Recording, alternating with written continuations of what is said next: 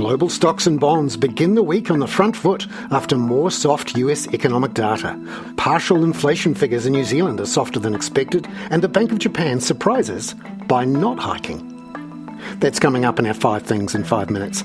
And then, in our bonus deep dive interview, ANZ Head of Asia Research Khoon talks about what's happening with Asia's GDP. The global semiconductor tech cycle is still in an upswing, so that definitely will contribute to further improvement in exports throughout the rest of this year. But first, in 5 and 5 with the ANZ. Global stocks and bonds will start the week in a broadly positive mood after a week where soft US inflation and consumer confidence data strengthen hopes the Fed can start cutting earlier in the second half of the year rather than later. Here's ANZ senior rate strategist Jack Chambers. The inflation data was probably some of the most encouraging we've had this year, in the sense we've had back-to-back inflation data now, which has supported the idea that the disinflationary trend is still intact and that the Fed will be able to ease in Q3 as we currently expect. That takes away some of the upside risk that Q1 created, where we had stronger inflation. It just feels like we can be a bit more confident now that price pressures are still coming off. Number 2, a partial reading of inflation in New Zealand in May in selected price indices data out on Friday was broadly weaker than expected. Here's ANZ economist Henry Russell. But a lot of the weakness is stemming from volatile components, and these things tend to move around from month to month, things like airfares in particular. And so while we are seeing downside risks to our Q2 CPI forecast currently, it's still early days, and we'll be wanting to see the June cut of the data before we look to incorporate those risks. Certainly after a weak print today, there is greater scope for a reversal next month potentially. Number 3. Henry says some of the data, including very weak restaurant and ready-to-eat meal prices, will reassure the Reserve Bank of New Zealand, but not enough to change its view. It does indicate that one of the stickier domestic inflation risks is starting to moderate in the form of wage pressures. More broadly, weak demand is now clearly causing firms to struggle to pass on price increases. It probably won't change things materially, despite the risks that inflation undershoots the Reserve Bank's current forecast for Q2. If that's all being driven by volatile components, that doesn't really tell us much about the path of inflation forward. And so for the Reserve Bank, their focus remains on domestic-driven inflation and services components in particular. Number 4. Manufacturing data out on Friday for New Zealand was also very weak. Henry says the PMI survey for May showed the sector remained in contractionary mode. That being said, we are seeing tentative signs that the manufacturing sector could find a floor later this year, and that wouldn't be inconsistent with our outlook, and nor would it be inconsistent with the Reserve Bank's confidence in the inflation outlook. What matters for the Reserve Bank is seeing the momentum in services sectors fade. Those are where the sticky inflation risks are concentrated currently, and so if manufacturing does stabilise, we don't see a risk to demand more broadly and inflation pressures in the economy. Number 5. The Bank of Japan sat on its hands on Friday when some had expected a hike and guidance on quantitative tightening. The yen fell as a result, as did Japanese government bond yields.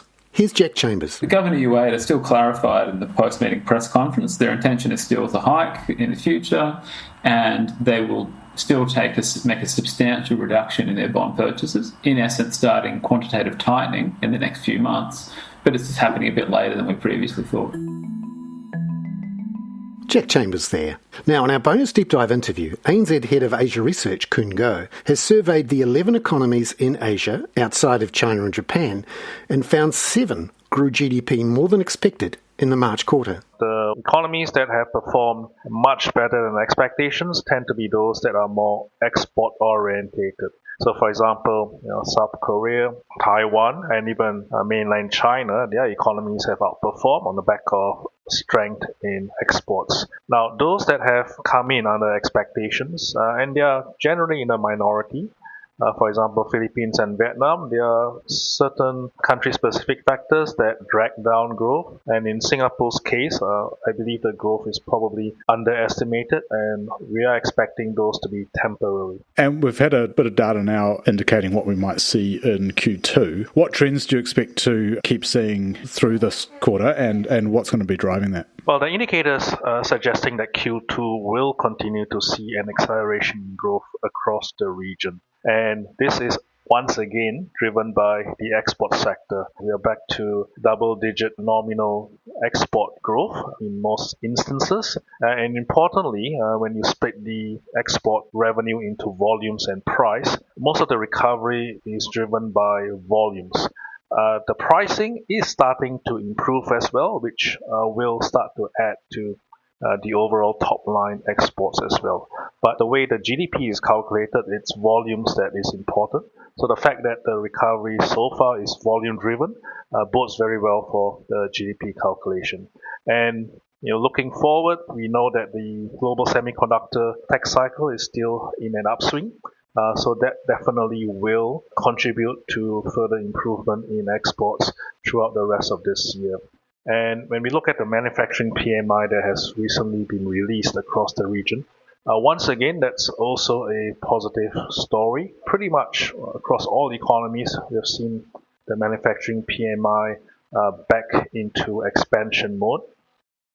Even in mainland China, while the data is somewhat mixed, the official PMI suggests a slight slippage into contraction, but the private sector run Caixin PMI suggested actually an acceleration and expansion in manufacturing PMI. But on the whole, what the indicators are telling us is that it's shaping up to be quite a strong Q2 GDP pretty much across the board. Are there any of those economies that will maybe not benefit from that export-led growth as much as others? So across the region, we have some economies that are more export dependent. So for example, South Korea, Singapore, Taiwan, their economies tend to be more externally driven.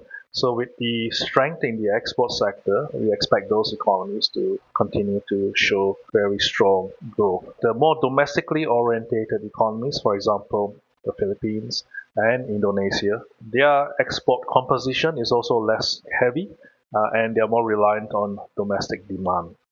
So we are not expecting those economies to benefit as much from this export rebound that we are seeing at the moment. Nonetheless, we still expect there to be positive growth. What risks are down the pipeline there, Khoon? I know China watchers are sort of looking out for what the US election might throw at them, but are there any risks beyond the start of the first half of this year that people should be wary of? So, look, I think we are pretty much already close to the end of the first half of the year, so the strong growth performance. The question is really whether that's going to continue to carry through into the second half. So, in terms of the export outlook, I still think it's going to be quite positive for the rest of the year. What could hold things back is sort of tightening in financial conditions that we are seeing across the region. This is coming in part because of delayed expectations of Fed rate cuts. So that's resulted in US yields holding higher for longer. And we've seen some currencies in the region coming under pressure as a result.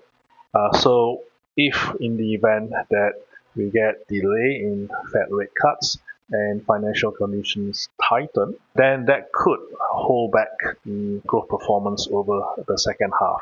Political issues, of course, will increasingly become in focus later this year as a result of the US election. But to be honest, with the election happening only in November, we don't think that will necessarily cause any disruption to the growth outlook in the second half. That's more a story for 2025, depending on the election outcome and how things play out under the new administration. Khoon go there. I'm Bernard Hickey. That was 5 and 5 with ANZ for Monday, June the 17th. Catch you tomorrow morning with a full preview of the RBA's decision tomorrow afternoon. This podcast contains general information only, not investment advice. You should obtain advice for your personal circumstances before making any investment decisions. Please view the podcast disclaimer available via your media player or email.